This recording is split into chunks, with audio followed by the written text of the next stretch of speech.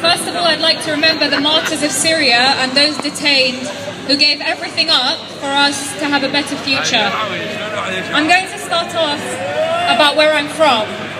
I'm from a city that accounts 40% of the martyrs of the Syrian revolution. It's at 4,450. I'm from a city that has 500,000 displaced refugees inside the city.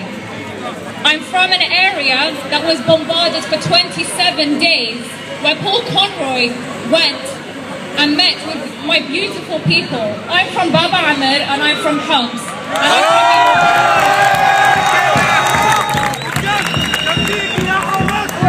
I'm not going to speak like the rest. You know how this started. You know that if you're here, you know what's happening in Syria.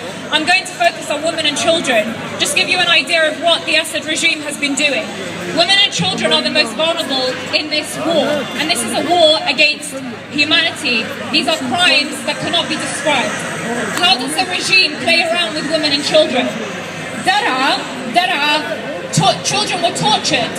People find it strange that a regime, David Cameron would never take children and torture them, but the Syrian regime did not ask the children to wash the writing off the wall. It took the children and tortured them and pulled their nails out and whipped them. The regime is built on this. Hamza al-Khatib was killed and tortured because he was delivering bread. Afaf, the baby, was taken with her mother and father, and those over there brought her mother on TV to say that terrorists killed her baby when her family knew she was in prison. She was a baby that could not walk, tortured to death. Children have been made, a baby was cut up in front of its mother so she could say where her husband was, and she did not know. Children have been used against their families if they're defected soldiers. Another thing, rape.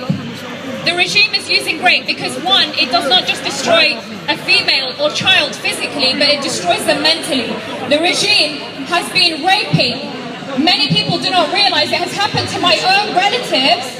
They went in and they raped the women and locked the men in separate rooms, and one died of a heart attack listening to his wife being raped from my own relative. What more can I say about a regime like this? They have raped women in front of their children. In Kerem Zaytoun, and a girl aged 8 was raped and killed with knives.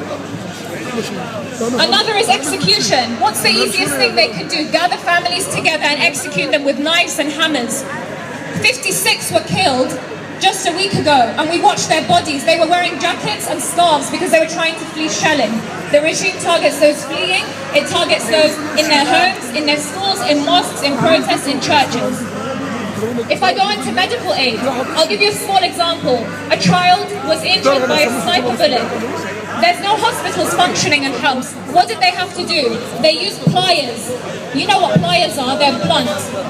Men who are not experienced, doctors, they're not experienced in medicine. They stuck the pliers into his wound to remove the sniper bullet, and it was pinching at his skin, and he had no anesthetic, and he was screaming.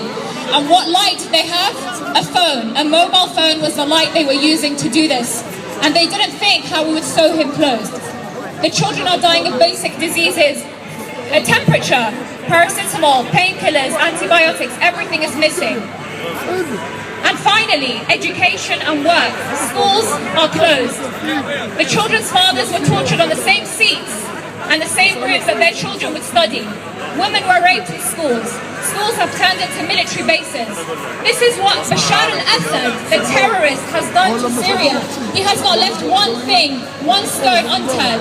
Bashar al-Assad is a terrorist, and we will not rest until we see him, where is it? Hanged and executed, dead. Because everything he's done, not just to my city, but the whole of Syria, Hama, Idlib, Dar'a, Damascus, everyone, he deserves to die.